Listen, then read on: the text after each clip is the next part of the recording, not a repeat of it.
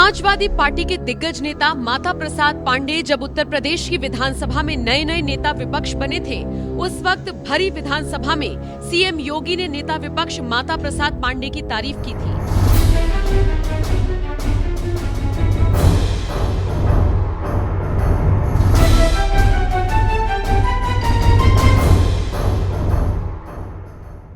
आपने नेता प्रतिपक्ष, मैं आपका सम्मान करता हूं और आप दो बार इस माननीय सदन के अध्यक्ष के रूप में अपनी सेवाएं दिए हैं और आपने पहला प्रश्न किया है आज यहां पर।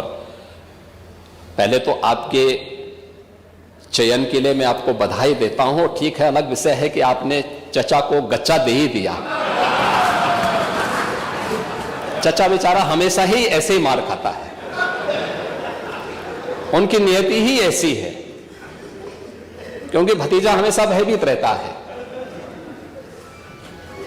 लेकिन आप इस सदन के एक वरिष्ठतम सदस्यों में से हैं, आपका मैं सम्मान करता हूं। जिस सपाई नेता माता प्रसाद पांडे की सीएम योगी ने तारीफ की थी, वही सपाई नेता माता प्रसाद पांडे जब 6 सितंबर को एम्बुलेंस कांड के पीड़ित परिवार से मिलने के लिए सिद्धार्थनगर दौरे पर गए, तो इस दौरान जहां एम्बुलेंस कांड और मंगेश यादव एनकाउंटर मामले में जमकर योगी सरकार पर हमला बोला, तो वहीं जैसे ही सपाई मोहित खान की बात आई तो चुप्पी साध गए। आप भी सुनिए विधानसभा में नेता विपक्ष माता प्रसाद पांडे ने इन तमाम मामलों पर क्या कुछ कहा।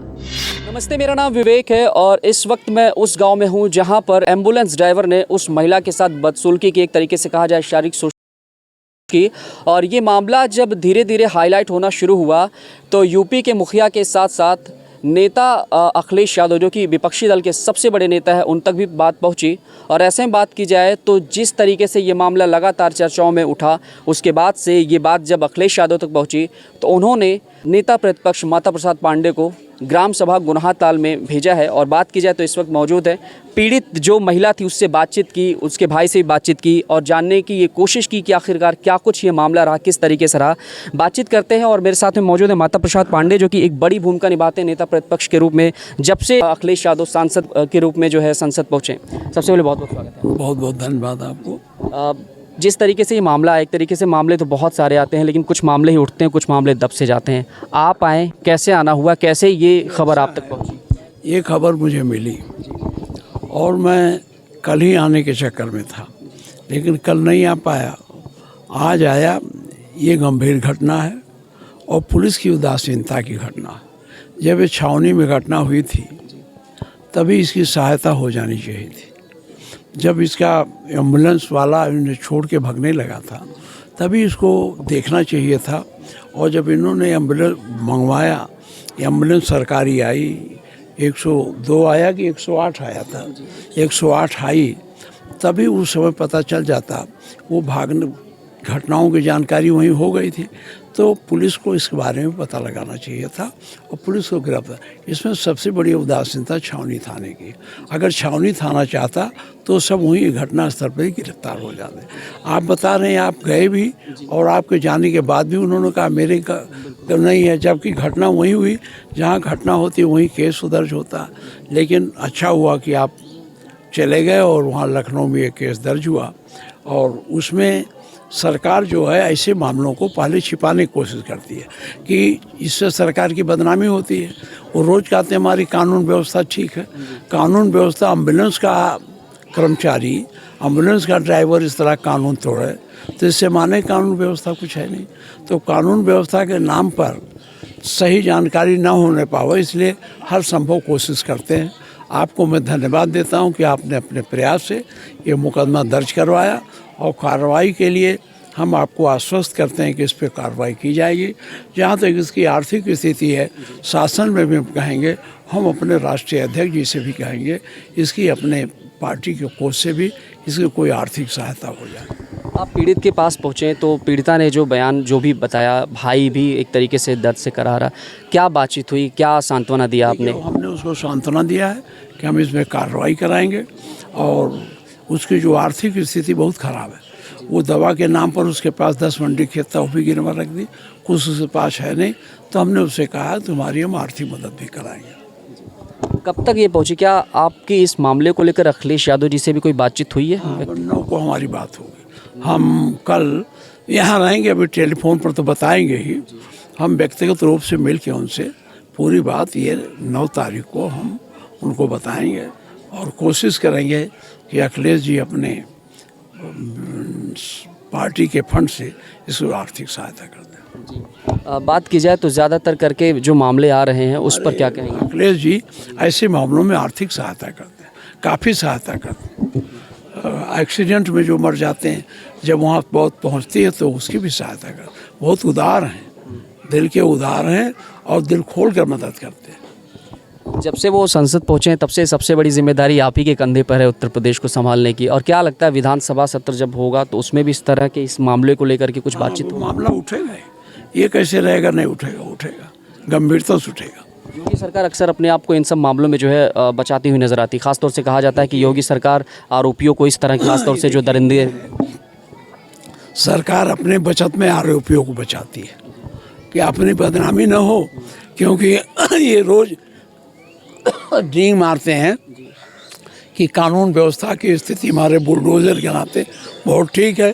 अब आप पत्रकार हैं, आपके सामने है जो कानून व्यवस्था की स्थिति है। ये एम्बुलेंस का ड्राइवर भी नहीं डर रहा है इनके लॉ एंड ऑर्डर से, इनकी व्यवस्था से। एम्बुलेंस का ड्राइवर, उसका क्लीनर, वो भी नहीं डर रहा। इससे ज़्यादा कानून व्यवस्था की खराब स्थिति और क्या हो सकती है? लेकिन लोकसभा चुनाव के बाद हमने एक चीज़ देखा कि तमाम ऐसे मामले भी नजर आए रेप के, जैसे अयोध्या गैंग रेप कांड देख लीजिए। इसके अलावा और भी 1-2 मामले आए हैं जिसमें सपा नेता का भी नाम जाहिर हुआ है। ऐसा नहीं है, कांड कोई सपा है इसका नहीं है। अयोध्या कांड में भी निष्पक्ष जांच की बात की गई। उन्होंने, मैं अभी कन्नौज गया था, इसके पहले जो केस बता रहे हैं, उसके पहले एक अनुसूचित जात की महिला को 2 पंडित के लड़के रोज छेड़ते थे और फिर पता नहीं कहाँ गई, वो आत्महत्या कर ली। मैं गया था, ये आज नहीं तय कर पाए कि आत्महत्या है कि हत्या है, और ये आत्महत्या करके उस केस को दबा के एक दूसरा केस कर दिया। समाजवादी पार्टी नहीं, इंसान होता, पार्टी नहीं करती है। कोई भी इंसान जो गलत तरीके से आचरण करने लगता है तो किसी भी पार्टी का होता करता है, लेकिन अपने पार्टी के आचरण को छिपाते हैं। अभी मैं बनारस परसों गया था, आप जानते हो, एक बीटेक की छात्रा थी, इनके 3 पदाधिकारी नौजवान लड़के उसके साथ रात को पकड़ के रेप किए थे और 80 दिन तक उनकी गिरफ्तारी न हुई। जब बहुत मामला बढ़ा तो उनकी गिरफ्तारी हुई और गिरफ्तारी होने के भी थोड़े दिन बाद इन्होंने कोई पैरवी नहीं की और उनकी जमानत हो गई। अब वहाँ से मुझे पत्रकारों ने पूछा तो हमने कहा भाई अब देख लो, सरकार तो कहती है बहुत सख्त है। ये सख्त किसी के लिए नहीं, ये इसके गिरोह के लोग हैं, वो चाहे जो करें उनके लिए कानून नहीं है। और अगर कोई सीधा सा आदमी छोटा सा कोई गलती कर देता आता है तो उसके लिए बड़े कानून लगाए जाते हैं। लेकिन आंकड़ों के मुताबिक और कहा जाए तो लोग ऐसा कहते थे कि जो समाजवादी पार्टी है 2017 से पहले का ग्राफ अगर देखा जाए तो ज़्यादातर मारपीट, लूटपाट की जो घटनाएं हैं, गैंगरेप या रेप के मामले, वो आपके साथ। ऐसा नहीं, मैंने विधानसभा में आंकड़ा रख दिया था 2017 और 2022 के बीच में। 2017 में आए ना, केवल अभी आंकड़े आए नहीं थे, 2022 का आंकड़ा दिखा दिया, कई गुना ज़्यादा था। ये कहाँ से आंकड़ा ले आए कि नहीं, ये नहीं है। हमने कहा 22 का आंकड़ा जो ये सर्वे वो करते हैं, जारी करते हैं क्राइम विभाग वाले, तो उसमें इनका बहुत बढ़ गया था 17 से, और पहले के मुकाबले ज़्यादा बढ़ा। बताओ, समाजवादी पार्टी में इस तरह से कहीं हुआ है ऐसा? कहीं इस तरह से रेप हुआ है? इस तरह से होता है? इस तरह से डकैती होती है जैसा सुल्तानपुर हुआ? मैं सुल्तानपुर गया था, इतने ऊपर से चढ़ के उसको लूट ले गए, रायबरेली में लूट ले गए। सुल्तानपुर के मामले में अभी गए थे? हाँ, लेकिन सुल्तानपुर में जिसको मारा गया है उस पर राजनीति की जा रही है और कहा जा रहा है कि यादव समाज का होने की वजह से उसको मारा गया। और लेकिन वो एक तरीके से कहा जाए, इतिहास जब खंगाला गया तो उसे डकैत लोग कह रहे थे। देखिए ऐसा है, वहाँ भी पुलिस इस केस को वर्कआउट के चक्कर में बहुत नहीं थी। बड़ी डकैती हुई है, छोटी डकैती नहीं है। मैं उन सारे व्यापारियों से मिला सुल्तानपुर में, उन लोगों ने बताया साहब ये ऐसी घटना तो कभी होती नहीं। और वो ऊपर था, सीढ़ी से चढ़ के ऊपर चढ़ गए और सामने बहुत भीड़ भाड़ था और इतना चांदी सोना लाद के लेके चले गए, इनकी पुलिस कुछ नहीं कर पाई। लेकिन जो कार्रवाई हुई है, जो एनकाउंटर में मारा गया है, क्या लग रहा है वो सही है या उस पर भी राजनीति है? अब वो अखिलेश जी ने तो कहा जांच होनी चाहिए, वो हत्या है, इनकाउंटर नहीं है। मोहित खान जैसे गैंगरेप आरोपी को आखिरकार सस्पेंड क्यों नहीं किया जाता? क्यों आखिरकार जो नेता लोग हैं आपके वो ज़्यादातर बचने की कोशिश करते हैं? ठीक है, अच्छा बस मेरा एक दो सवाल यही रहेगा कि क्या लग रहा है कि जिस तरीके से मामला उठा है, क्या क्या मदद देने की कोशिश है? क्या योगी सरकार को आप लोग घेरेंगे लखनऊ? देखिए आप, ये जो दुखी परिवार है इसकी हर संभव मदद करने की हम लोग कोशिश करेंगे, और कोशिश ये करेंगे अपराधी को कठोर से कठोर दंड मिल सके।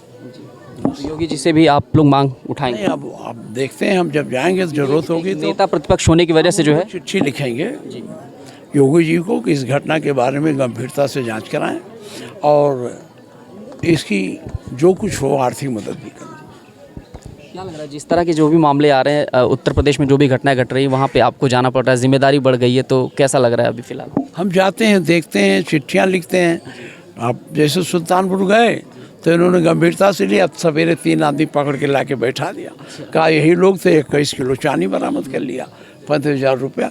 तो हम जाते हैं तो कुछ घटनाओं में थोड़ा गंभीरता आ जाती है, और मैं इसलिए जाता हूँ कि हमारी जिम्मेदारी है, हम नेता प्रतिपक्ष हैं उत्तर प्रदेश के, तो जन समस्याओं को हम समझें और उसको गंभीरता से हम शासन के संज्ञान में लाएं, आवश्यकता पड़ने पर विधानसभा में उस पर चर्चा करें। अखिलेश यादव से मुलाकात वगैरह होती रहती है जब इस तरह के मामले आते हैं और जब आप जाते हैं लखनऊ? होती है, अखिलेश जी से मूड होती है, कभी कभी तो मुझे खुद कहते चले जाइए। हाँ, तो क्या लग रहा है कि न्याय मिलेगा? बिल्कुल, आप इतने दिन दौड़े, नहीं न्याय दिला पाए, लेकिन मैं आपको विश्वास दिलाता हूँ कि आपका सहयोग रहा तो पूरा न्याय मिलेगा। हाँ, बहुत बहुत धन्यवाद। तो ये थे नेता प्रतिपक्ष माता प्रसाद पांडे जी, जिन्होंने एम्बुलेंस ड्राइवर के द्वारा जो छेड़खानी हुई थी जिस महिला के साथ में, उसके घर पर आकर सांत्वना दी और आर्थिक मदद के साथ में हर एक रूप से न्याय दिलाने की बात कही है। कैमरामैन सुनील के साथ मैं विवेक।